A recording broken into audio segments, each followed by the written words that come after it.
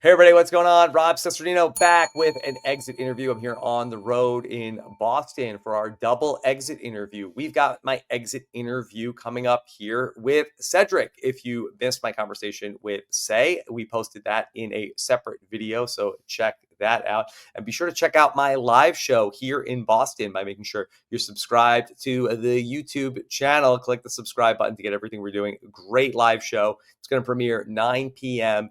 Eastern on Thursday night. But here is my interview with Cedrek. Hey, Cedrek, what's going on? Good morning, Rob Cesternino. Cedrek, how are you? I am fantastic. I'm getting a chance to talk to you. I'm getting a chance to talk about Survivor. What a day. What a day. And really, if you're just listening to the audio only version of this podcast, you're missing out because Cedrek looks great. Do I? Look at this swag. Get out of here. Get out of here. Yeah. This is, I've already been to work this morning, and I always say that patients take time to come to see me. They should not feel like I just rolled out of bed to see them. So it's Yeah. just simple.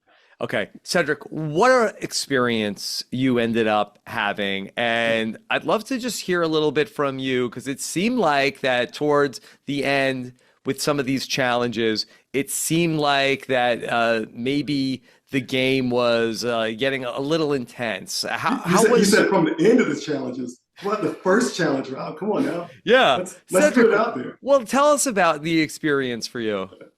I mean, listen, I come in with a certain skill set, right? I'm not a stuntman. I take cancer out, right? I stand in the operating room all day and I take cancer out. I run for activity, for exercise, for mental exercise. So I know coming in, I mean, underneath this jacket, there's not a lot of muscle. I get that. But this is the beauty of coming out. How's your milk intake, Cedrek? I'm more plant-based. So I do some almond milk. I don't do. That's So where you went wrong. Friends have sent me pictures of steaks. They're like, "This is your problem. You need a steak." But I'll tell you. So this is the beauty of stepping into this game because you come into a game like this with all of the things that you bring in, whether it be your weaknesses or flaws or your strengths, and it's that experience that you're looking for, regardless of where you start. Cedrek, there was this interesting plan in the episode that they were going to blindside Shauhin, and Yeah. there was some talk about, okay, maybe did Shauhin have the idol? But from my vantage point, I don't know if that was more smokescreen than a real plan. Did you get a sense of whether that almost happened? No. I listen. I was very aware. I'm a smart guy, and I could read the room. If you look, I mean, I voted the right way up until the entire time I was out there. I can read a room pretty good, and I knew where the votes were going. I wanted to believe otherwise. I didn't manifest a lot, so I didn't hold a whole lot of stock in Shauhin really going home. I didn't really hear about his idol. No one kind of gave me that information. It was more, hey, we don't know if we can trust Shauhin. He went through Kyle's bag, or Shauhin may be more funny at the end for us. Maybe we got to get rid of him now. But I also understood the relationships that were already there that I did not have a chance to create at that moment. Do you feel like that this split tribal council ended your game prematurely? Had it not been for that, do you think that you had a lot of runway to go? Yeah, I mean, I this was not, and I don't do this shoulda, woulda too long. I set a timer for 1 minute and then I let it go. I definitely believe that I would not have gone home this episode if there had not been a split. There were still opportunities. I had connections with Chrissy, with Mitch, with Star. You don't see the conversations I'm having with Kyle and Joe about what it means for the three of us to represent for our communities on this season. We were building really great bonds and connections, and those would have gotten me further in the game. I knew when the split tribe happened, there wasn't a way I was coming out of this. Cedrek, you and Say had such an interesting journey together. Interesting, And yes. yes. And I had the pleasure of getting to speak with both of you today. Yeah. But she wrote your name down at that charity vote He and did. kind of hid her handwriting so Yes. that people wouldn't know. Did you have any suspicion of who you thought voted for you? So I said in the episode that I suspected this is something that Say could do, but the handwriting thing, I'd been to so many tribals, I was like, this is a very distinct handwriting. I don't know why. I noticed the minutia like that, right? I suspected it was charity after that point. But it really didn't matter because she did her job. I mean, because it did kind of make me think, whoa, maybe I don't have my finger on the pulse on who's voting for who in this tribal. Did you feel like that there was a world where you and Mary and Say could have come together and done your own little thing in this big merge group? Well, Mary was done with me. She was probably done with Say at that point. And I don't think there was really a world in which she was going to work. And I love her now, but I just don't think she was going to come and work with us. Yeah. And I think what you're not seeing, they're showing the bumpy parts of Say and my relationship. But there was a bond that was there, so much so that the first day, she's the reason why I survived because she told me, hey, they're talking about your name. So there was a built-in trust that was started even initially that the audience doesn't get a chance to see in the episodes. Cedrek, let's go back to the Bianca vote. And Yes. you were in such an interesting position where she comes to you and tells you that she lost your vote. You don't have a lot of time. Can you take us through your thought process of how you arrived at the decision that you made? Yes. So let me be very clear. I'm not a monolithic person, right? It's not just if you lose a vote, I'm voting you out. It's not that simple. With Justin, there was an issue. We had built this alliance, we built this trust, and as Save rightly did in that tribal, she pointed out the breaks in that loyalty. And so that was a different space. With the Bianca vote, I came to that because in that moment, she says it herself that she wanted to build that trust. It had not been built. And in reality, despite what her intentions may have been, it felt more manipulative than actually true, I want to work with you. I'm a reasonable person. I'm really like what you see is what you get. And if there was any space where if she really wanted to build that, even when I talked about Justin, if that's when she heard it, that's a space that you say, you know what, Ted?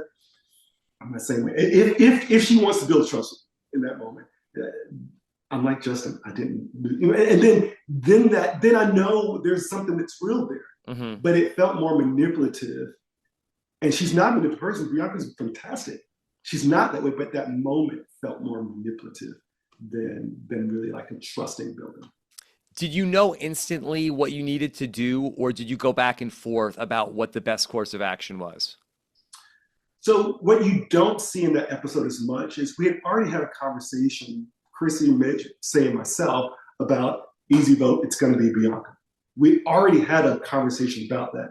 So when she did that, it brought me right back to that conversation, and it didn't take much time. And we didn't have much time. Producers gave me a little bit of wiggle room there to kind of do what I could, but it was such a tight moment. And she was watching me. She's absolutely right. She was watching me like the hawk. We saw that you had a good relationship with Mitch. We got to see you two bond, but it was Chrissy that you told about the Bianca vote. Why Chrissy? She was the only one that would look at me because Bianca was staring at me. And between glances, I just had subtlety of eye motion. And it was very nonverbal. So it wasn't, it could have been the tree if the tree could have helped me. It wasn't like I had this allegiance to Chrissy. It was whoever I could connect with very briefly. How were you seeing this big group at the merge? Because, we see on television that there's like this big group in the middle. Is that how you were seeing things as well? I definitely felt the game closing in with sort of that five. And then I saw the other side of it between the Say, the Chrissy, the Star, even Mitch. I saw there being another group that just, I don't think we were on the island long enough to even finagle that type of finagle that type of bond that we needed to have. So I definitely saw the lines been formed, but I also saw there being so many opportunities to get around that if we just had a little bit more time. Yeah. Cedrek, in this experience that you went through and you had so many different votes that you were a part of, that do you feel like that there is a decision that you made that you feel like, oh, I wish I could have gone the other way on one of those choices that I made? No, no, no. I think the only thing perhaps is playing my shot in the dark last night. Oh, was that something you were thinking about? I actually didn't think about it because at that moment, not only was I clouded by the reality of I'm probably going home and the likelihood of me making that land. The other thing is at that point I was tired. I mean, I was physically drained. I had a hard pre-merge, and it was a lot happening that I was kind of trying to adjust to it. But no, I don't regret any decision because they were all founded on solid reason in the moment, in real time, based on what I had in that moment. Cedrek, were you feeling frustrated with like that your body was betraying you in some of these situations where that you're in great shape, you're a healthy guy, and you go out there? No, Rob, let's not make this bigger than what it really is. I don't lift weights. My son tells me all the time, it's like even when I go to the gym, I get on a treadmill and I run for 45 minutes. He's like, you need to lift weights because I've lifted weights in the past and I've primarily been more an aerobic person just for the mental aspects. My body didn't betray me. I mean, I should have done more before I got out there, but that's the beauty of surviving. That's what I was open. Let me be very clear. Part of the reasons why I did this is because my kids have never really seen me struggle. They see me now. And I wanted to show them a world where I did struggle, where you were going to see me putting out a lot of sweat and tears. And so that's, to me, the win. That's the gift. They're going to have struggles in life. They saw their dad struggle. What was their reaction? So my son's in college now. He isn't watching in real time, so he'll probably watch it today or tomorrow. And he'll say, what did you do? He gives me kind of like, you're getting killed online. He can't even watch it the night it comes on, Cedrek? He watches it on his app, whatever, but he watches it. And he gives me the feedback, like, they're killing you online. What did you do? What'd you say? Yeah. My daughter, she's 11. She's proud, but she's also like, her friends watch it. She's like, you're embarrassing me. Why are you on so, that kind of thing. But they're proud, and my wife's proud. And it's just a joy to have the opportunity to actually do this. Yeah. Cedrek, my kids are 9 and 11, and I'm not even on Survivor anymore, and they're always embarrassed. So don't take it personally. I don't. You had such a nice moment with Star last week where you were down and Star said, no, we're not doing this. We're not doing this. Can you talk about what that meant to you, that speech that Star gave to you?